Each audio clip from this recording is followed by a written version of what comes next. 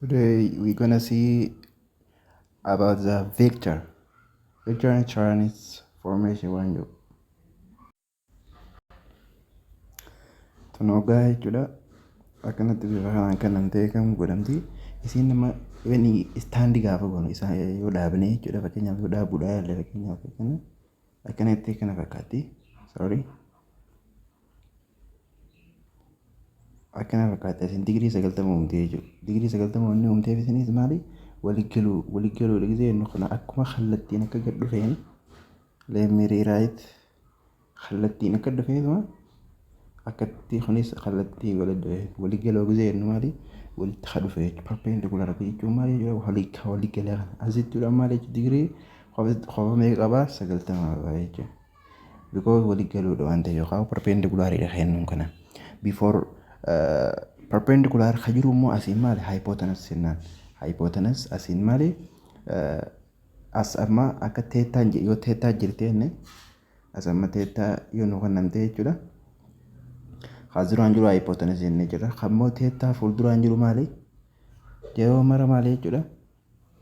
Oppositeedha jechuudha. Oppositeedha kun. Kaasii kunis maali? Karraa fi jechuudha adjacent. Bifa kanaan barbaadanii jechuudha isa. Yoo wanni dhaaf yaalle amma akkuma asirratti mul'atu kana maal jaa kannamee jira gatiin isaati akkuma asirra galtan kana 4 meetirii kanname from where B to C but from A to B given is 3 meetirii dha kanname kaasii basee kunoo meeqa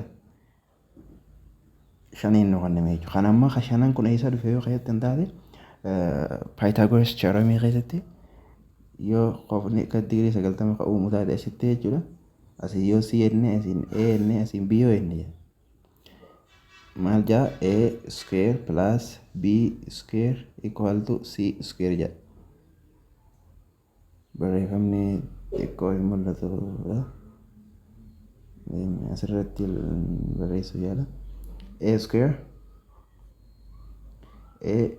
plus B square equal to C square jenne. Gatiin B dhaa kameen maal keessatti? Gatiin A dhaa 4 square goona. 4 square mee 16 plus 16 jechuun 16 jechuudha. B noo B'n 3 gaafa square goonu meeqa? 9 duu kudha meeqa 25 dha jechuudha. 25 under radical jetti siin waan square taate. Kanaafuu normal C baafachuudhaaf jechuudha. Normal C square waan ta'eef walqixanii ta'a 25 jenne. Kanaafuu under radical kanaas under radical jala galchina. We got absolute value of meeqa jechuudha. 25 yeroo radical dha baatu ruutii shanii jechuudha. Akkuma agartan asirratti kuni shaniin jira jechuudha. Shanan tun asii dhufte jechuudha. Shanan asirra jirtu kun asiin dhufe jechuudha. Okay.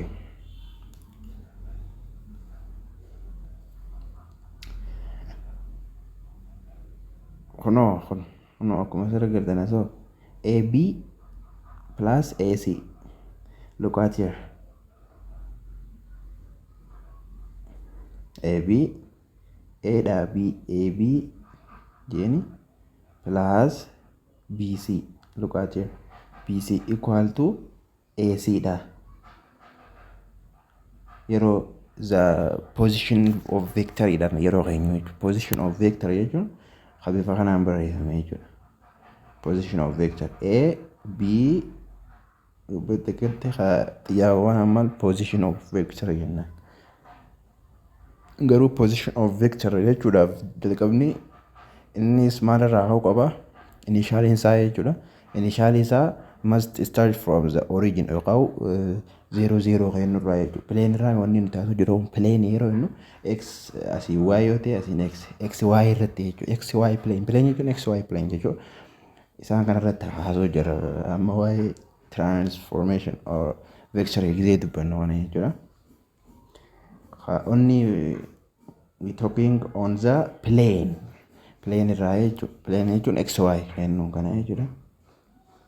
Amma akkuma asii gartan asitti immoo bifa kanaan kenname inni duraanii jalqaba irra jechuudha. Bifa kanaan kenname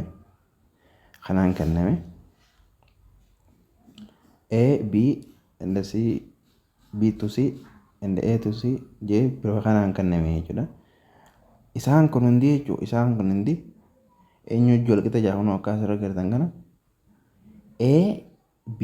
AB plus J BC equal to AD plus DC dha wajjin walqixa. Isaan kun deebi'anii jechuudha. Isaan kun kanaa wajjin walqixa.